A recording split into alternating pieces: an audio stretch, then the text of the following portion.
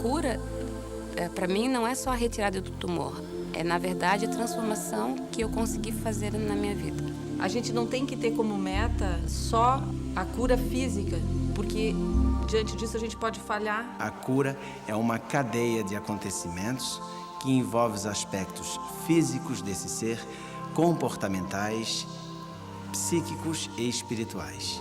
Ela tem um início, ela tem um meio, mas ela não tem um fim. A cura é o resgate, assim, da gente voltar para casa, da gente voltar para Deus. A Deus e a Jesus, a prece da Em busca da cura. A cura é a recuperação da saúde. Saúde física, e não exclusivamente física, mas a saúde mental, a saúde social e a saúde espiritual. Considerando o aspecto que o homem é um ser multidimensional, em que envolve corpo, mente e espírito, a cura compreende a perfeita e total harmonia entre esses três estados. No século XX, a visão materialista da ciência lança um olhar mais amplo sobre o corpo humano. Começa a admitir os aspectos físicos, mentais, emocionais e espirituais da saúde e da doença. O homem já é visto como um ser multidimensional, matéria e energia. Afinal, Albert Einstein deu um belo empurrão. Provou aos cientistas que energia e matéria são duas manifestações diferentes da mesma substância universal. O ser humano é energia corporificada.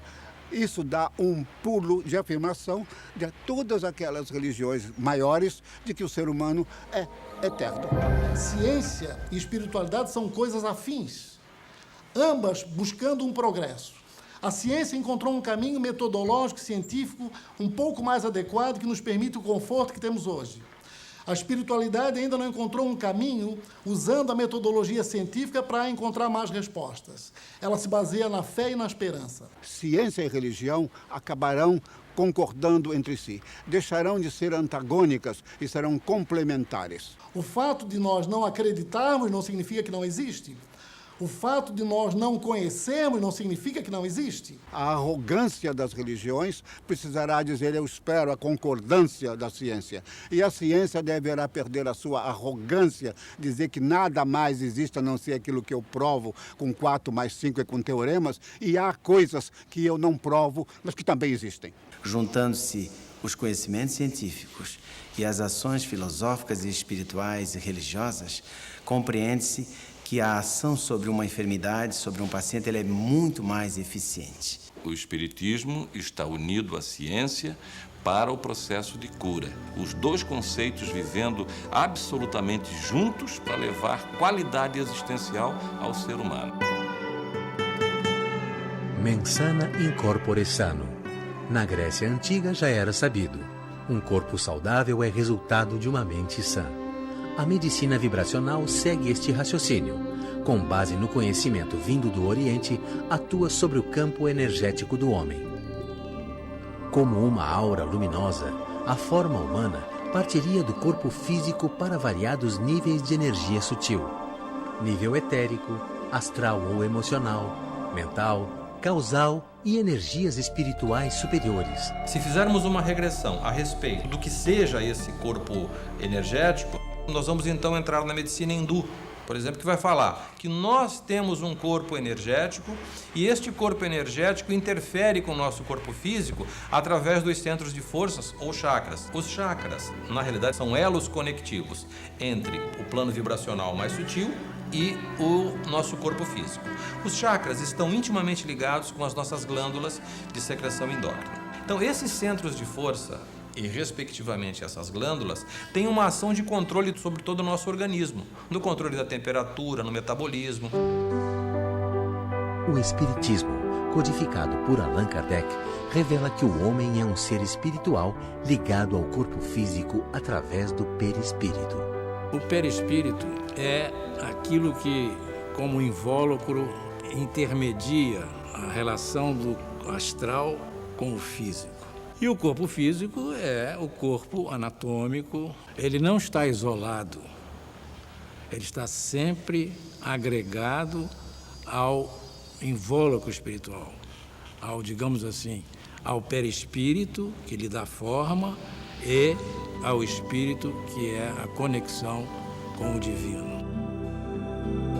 A medicina espiritual é a parte do espiritismo que trata da saúde física e da saúde espiritual do homem. Usa a vibração, a energia emanada de várias fontes, principalmente espirituais, para as transformações que se fazem necessárias nos pacientes. Diante da medicina espiritual, que nós convencionamos chamar de medicina complementar, e não é a medicina alternativa, a medicina complementar ela tem como função complementar o trabalho da ciência. A medicina convencional, tradicional, que não pode nunca ser esquecida nos seus aspectos, digamos assim, científicos, dogmáticos, ela é extremamente importante. Mas é preciso que a gente atue também nas outras esferas, em especial na chamada cura emocional e a cura mental. Sendo o homem um ser multidimensional, feito de corpo e alma, nada mais natural que ele seja cuidado de forma integral. A doença começa no perispírito, isto é, nas alterações energéticas a nível de perispírito, e que tem, fatalmente, repercussão no físico. A doença faz essa trajetória do corpo espiritual, daquele corpo somático espiritual, passa pelo mental e chega ao corpo físico. Essa é a conceituação mais moderna da medicina espiritual, daquela que procura relacionar a doença aos desequilíbrios físicos, energéticos e espirituais. A medicina espiritual vem crescendo, ganhando credibilidade e comprovação científica. Existem escolas, universidades, Harvard, por exemplo, Stanford, são universidades que dedicam disciplinas para estudar a espiritualidade aplicada à saúde. As escolas australianas de Melbourne, a Universidade de Melbourne, a Universidade de Copenhague, algumas universidades chinesas, em Taipei, são escolas médicas que deram uma abertura absoluta para os conhecimentos da espiritualidade na prática médica. A AME Brasil, que é realmente a entidade máter que congrega todas as outras AMEs nos diversos estados da federação, tem trabalhos maravilhosos, trabalhos científicos de alto valor, procurando fazer o casamento entre medicina e espiritualidade.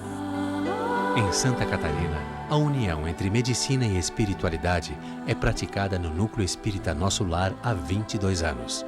Uma entidade sem fins lucrativos, mantida com doações espontâneas, o Nosso Lar, em São José, oferece tratamento complementar aos pacientes. Nós encontramos a nossa vocação, que era a saúde. E então, juntamos-nos a médicos, a cientistas, estudiosos e começamos a praticar a medicina vibracional, que é a medicina indicada pelos espíritos. É fundamental a responsabilidade do paciente no seu diagnóstico mais precoce possível, na sua condução das orientações que o seu médico define. Tanto é que aqui em Nosso Lar nenhum paciente adentra a nossa instituição para tratamentos energéticos e espirituais complementares sem um diagnóstico médico.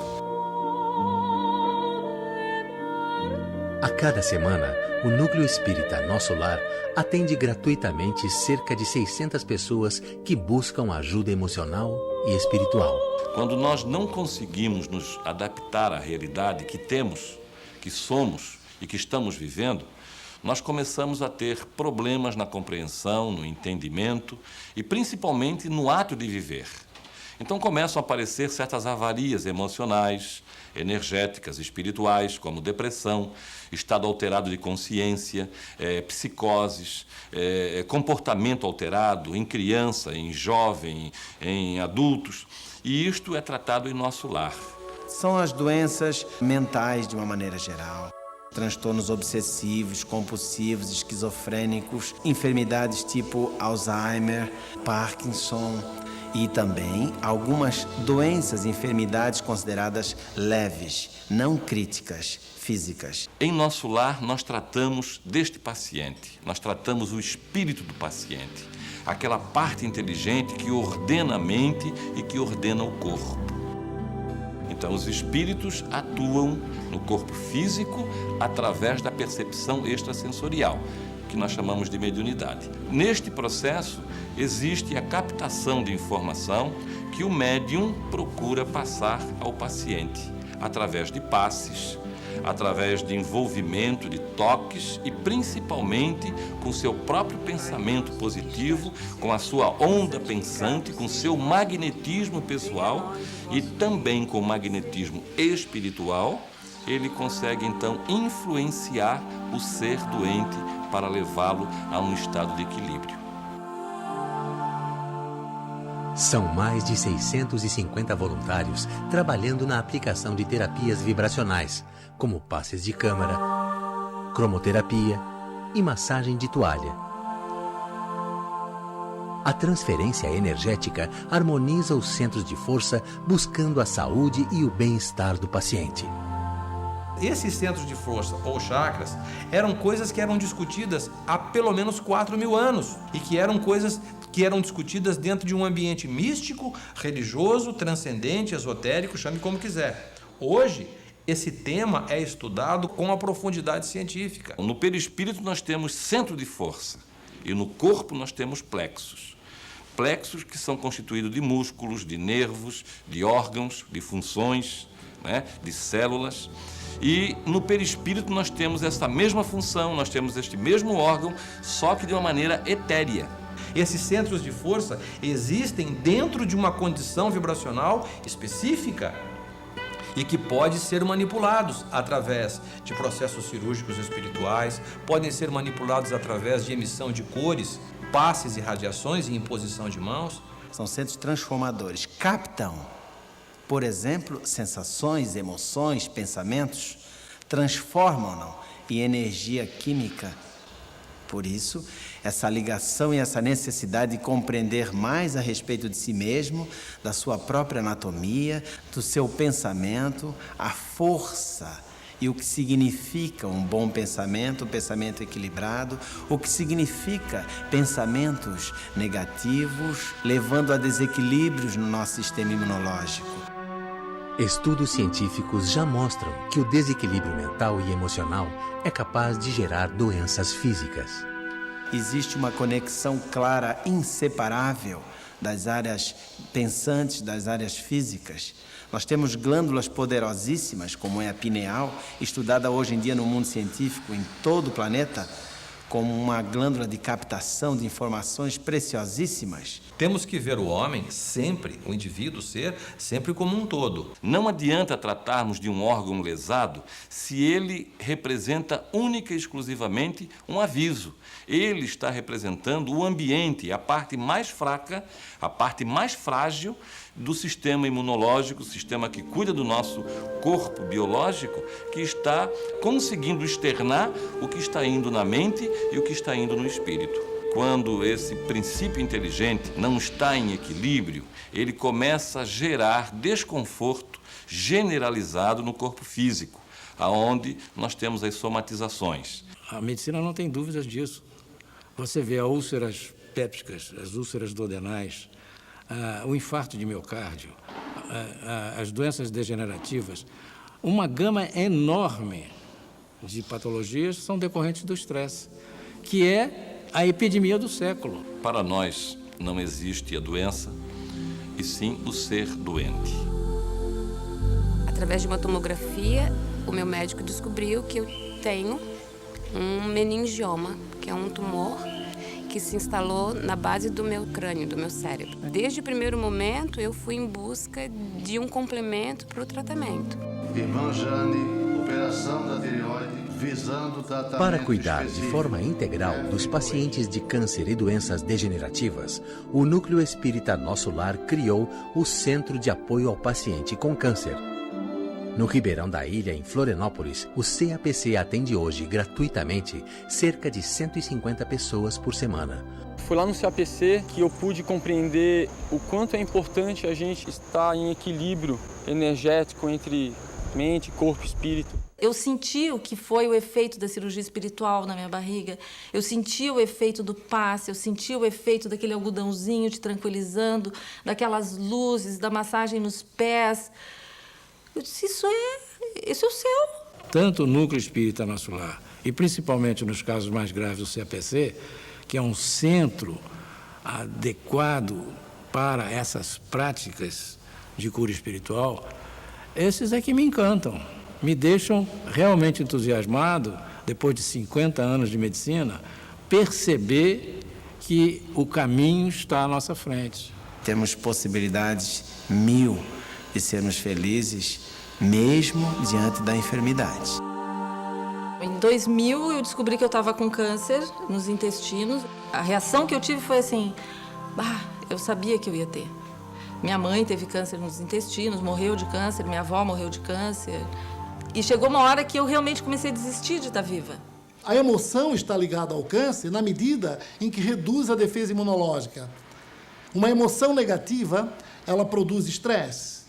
É uma pressão sobre a pessoa. Uma amiga minha disse, Ana B, eu tô vendo que tu tá querendo desistir e eu quero te dizer que eu vou te apoiar. Quando ela me disse isso, eu disse, não, mas eu não quero morrer. E naquele momento eu vi que eu queria viver. Em setembro de 2005, eu descobri que tinha câncer no testículo esquerdo, que ele estava 50% tomado por um tumor maligno. E logo depois da cirurgia, em dezembro, eu fiz tomografia de praxe e ficou evidenciado nódulos no sistema linfático e no pulmão direito e esquerdo. Foi uma época bem complicada, bem difícil. O câncer é uma das doenças mais temidas em todo o mundo. Mesmo com o grande avanço da medicina tradicional, é a segunda causa de mortalidade de adultos no Brasil. Com certeza, o paciente que vai em busca de uma medicina complementar